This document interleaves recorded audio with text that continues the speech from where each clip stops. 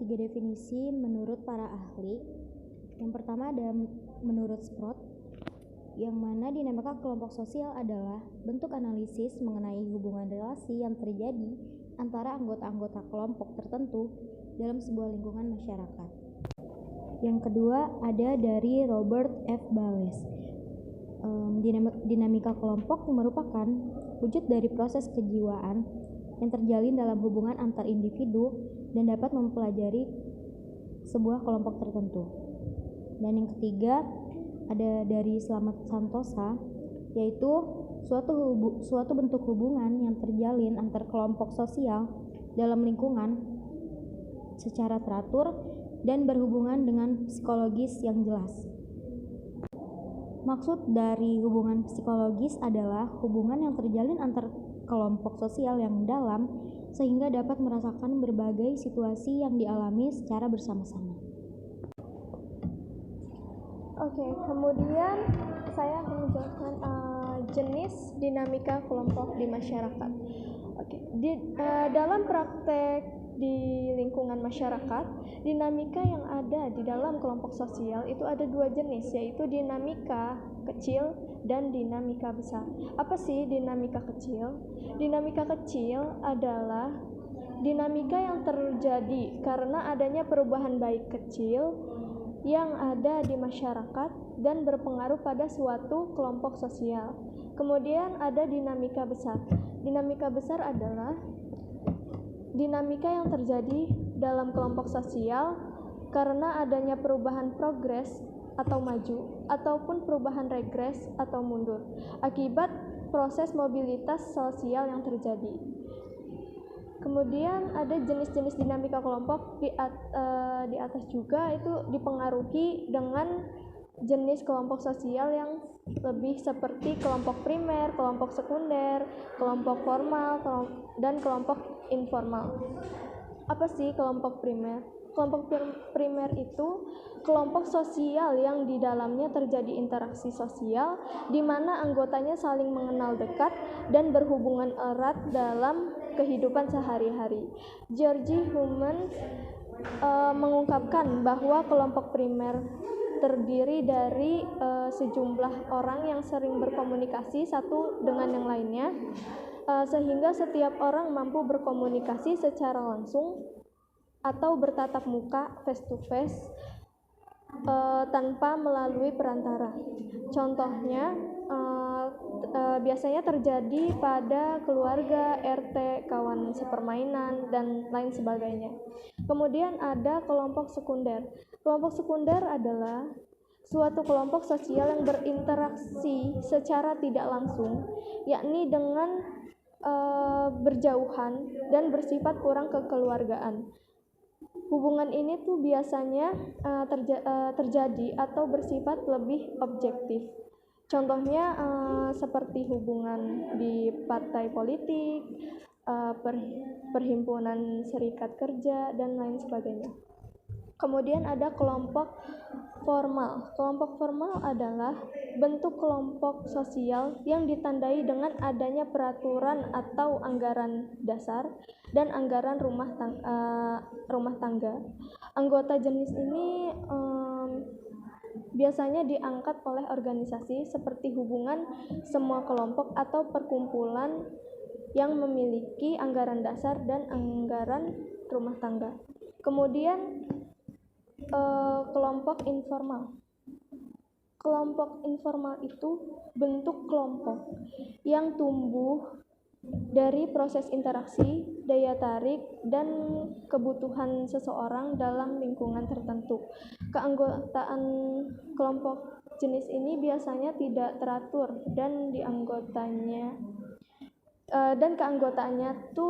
ditentukan oleh daya tarik bersama dari individu dan kelompok. Peran menjalankan tugas dalam kelompok ini jelas, namun biasanya bersifat informal dan hanya didasarkan pada kekeluargaan dan simpati.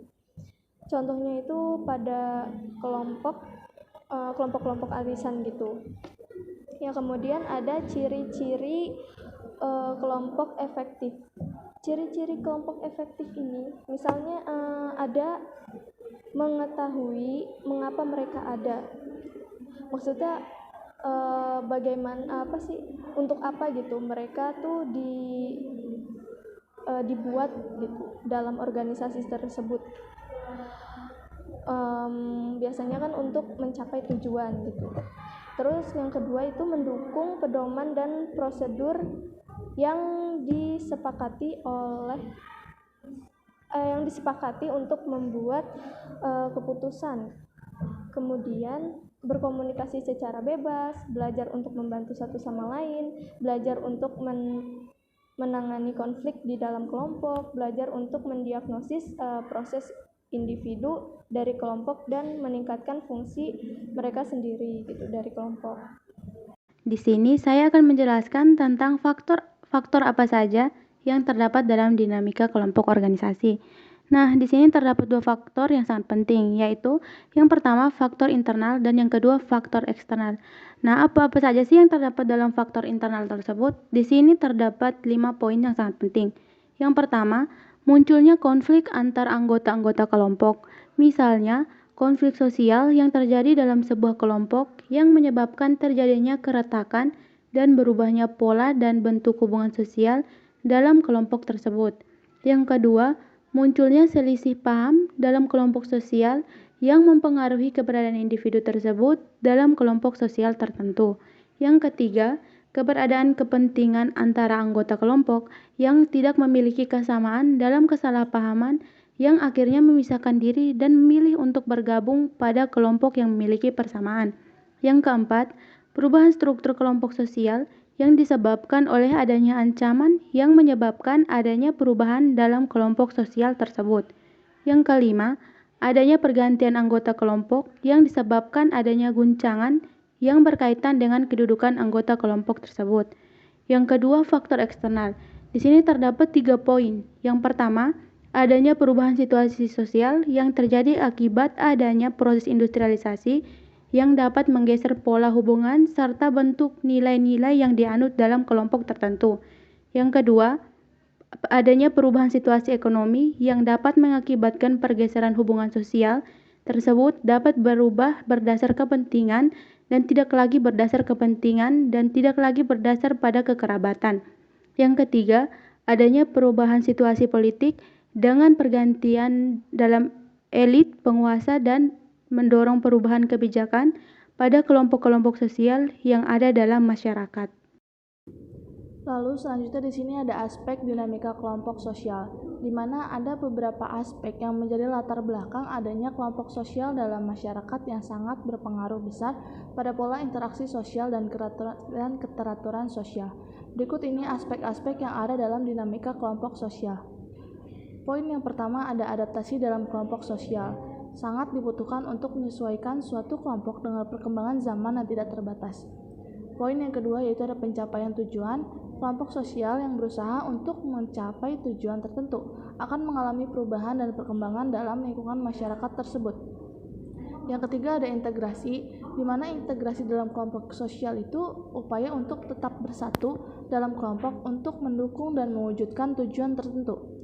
Yang keempat ada pola pemeliharaan dan perluasan, di mana perlu melakukan perubahan dan membuat pola-pola pemeliharaan agar tidak terjadi disintegrasi dalam lingkungan sosial tertentu. Yang kelima ada komunikasi kelompok. Komunikasi ini sangat penting dan berfungsi untuk semua kelompok. Setiap kelompok harus menerima dan menggunakan informasi tersebut untuk berkomunikasi. Yang keenam ada konflik antar kelompok, di mana konflik ini bentuk perubahan yang dapat memecah belah kelompok sosial yang memiliki beragam pemikiran yang berbeda-beda, terutama dalam menentukan keputusan bersama. Yang ketujuh ada kohesi. Kohesi adalah bagaimana upaya para anggota kelompok untuk saling menyukai dan saling mencintai satu dengan yang lainnya. Yang kedelapan ada pemecahan masalah. Dalam praktiknya saat kita menjalankan hidup memang selalu berliku. Terkadang bisa merasa nyaman, namun ada kalanya juga merasa tidak nyaman.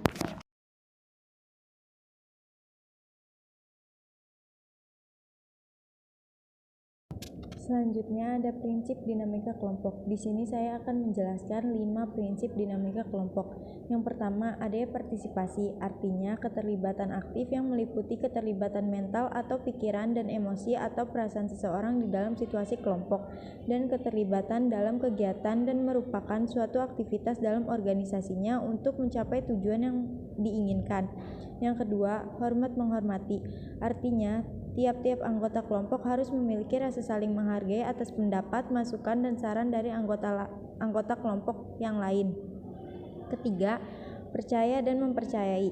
Artinya, dalam membangun hubungan sosial harus adanya sikap percaya yang terbangun antar beberapa golongan komunitas dan merupakan dasar bagi munculnya keinginan untuk membentuk jaringan sosial yang akhirnya dimapankan dalam wujud pranata atau institution. Saling percaya meliputi adanya kejujuran, kewajaran, sikap egaliter, toleransi, dan kemurahan hati.